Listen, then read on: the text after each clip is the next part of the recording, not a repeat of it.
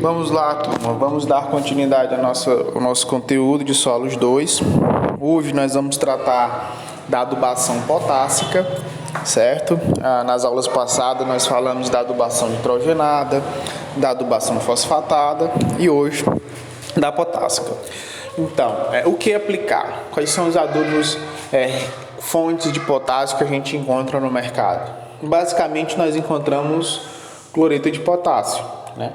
Que na sua composição química ele terá 60% de potássio, certo? Os outros 40% é cloro, algumas impurezas, enfim, certo? Então, na hora de escolher um adubo potássico, você vai escolher o cloreto de potássio, porque é o único que a gente encontra com facilidade.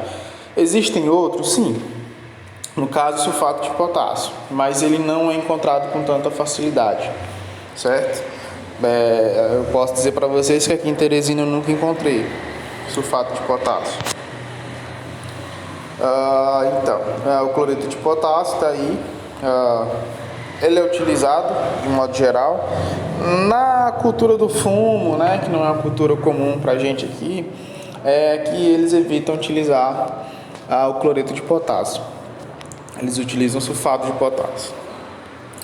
Mas enfim, como é que a gente procede com uma recomendação de adubação para potássio? Bem, a primeira coisa é a análise de solo. Diferentemente do nitrogênio, para o potássio a gente precisa da análise de solo. E nela a gente vai verificar o nível de potássio, certo?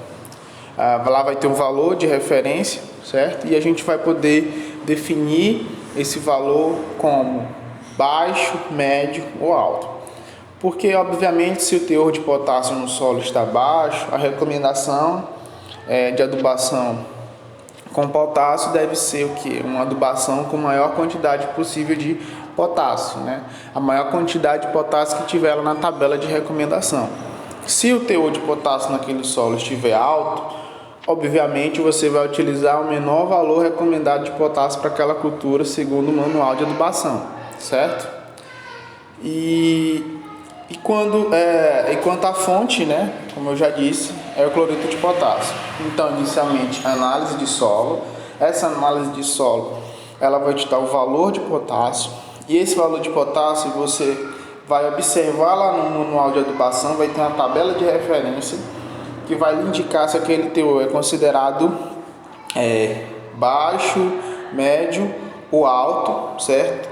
E com base nessa faixa de fertilidade, você vai escolher o maior ou a menor quantidade de potássio a ser aplicada, ou uma quantidade intermediária. Deixa eu mostrar para vocês aqui esse exemplo. Nós temos aqui essa análise de solo, aqui é uma análise de solo, de um solo lá de Bom Jesus, certo? E aqui nós temos o teor de potássio. O potássio está dando 9. Essa tabela aqui, ela existe no manual de adubação, onde eu posso fazer a minha classificação do nível de potássio. Ela diz o seguinte: para valores menor do que 15, esse nível de potássio é considerado muito baixo. Como o meu valor está dando 9, e ele diz que se for menor do que 15, a gente considera muito baixo. Então, para este solo aqui, um solo lá de Bom Jesus, o meu teor de potássio ele é considerado muito baixo. Então, quando eu voltar lá no manual de adubação, certo? Aqui a gente já fez o que? Já fez a adubação nitrogenada, já fez a adubação fosfatada, né? Vamos cobrir aqui esses valores. Vamos focar aqui só no que interessa pra gente. Então, veja o seguinte: para o potássio nós temos aqui uma adubação para nível baixo, para nível médio e para nível alto. No caso lá do meu solo, que ele deu um valor de 9 e a tabela de referência disse que quando o valor for menor do que 15 ele é considerado muito baixo, então eu vou utilizar como valor de referência para calcular a adubação potássica essa coluna, certo? No caso, desde a primeira aula nós estamos utilizando essa faixa de produtividade aqui, ó, de 6 a 8. Então o valor de potássio que eu devo aplicar no meu solo é de 70 kg de potássio por hectare, certo? Então vamos aqui adiante. Como é que faz o cálculo? O cálculo é o seguinte: eu preciso de 70 quilos, certo? De potássio.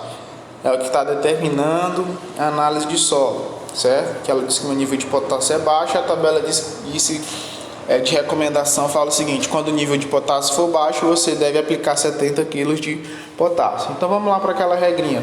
Qual adubo que eu vou utilizar? KCl. Tem quantos por cento de potássio? 60. Então, a cada 100 kg de cloreto de potássio, eu vou ter 60 kg de potássio, certo?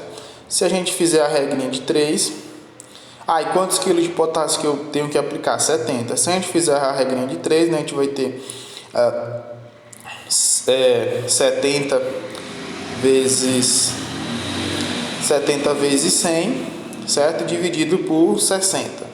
Então a gente vai ter aí um valor de 116 kg de cloreto de potássio. Para quê? Para que eu possa fornecer 70 kg de potássio, certo? Então essa é a recomendação. Então é muito simples, é semelhante à adubação fosfatada.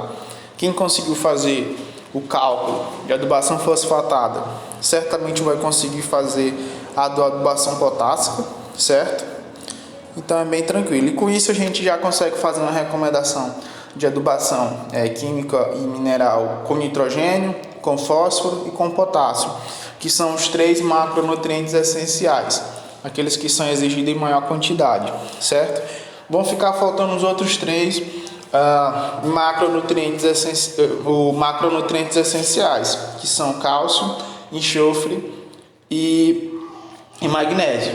Só lembrando que o enxofre, a gente sempre está utilizando um adubo que tem enxofre, certo? Ou um sulfato de amônia ou um superfosfato simples. Então o enxofre já pode ser contemplado. E cálcio e magnésio, cálcio também, todo adubo fosfatado, ele tem cálcio, certo? E o magnésio ele pode estar indo junto na adubação, certo? Aliás, desculpa, no calcário. E com isso a gente consegue contemplar os macronutrientes, né? Vou ficar faltando aí os micronutrientes. Certo, gente. Então a gente falou da quantidade de adubo, modo de aplicação. Vamos ver aqui o seguinte, né? Como é que eu posso fazer essa adubação? Essa adubação ela pode ser feita no suco, certo? No momento da semeadura, ela pode ser feita a lanço. Só lembrando que adubos fosfatados eles devem ser aplicados no suco juntamente com a semente, porque eles têm uma baixa mobilidade no solo.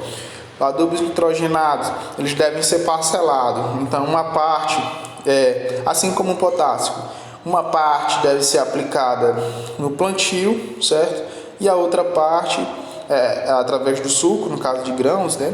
Ou se for mudas, no momento de você transferir a muda, você bota o adubo na cova. E no caso das outras parcelas de adubação nitrogenada e potássica, você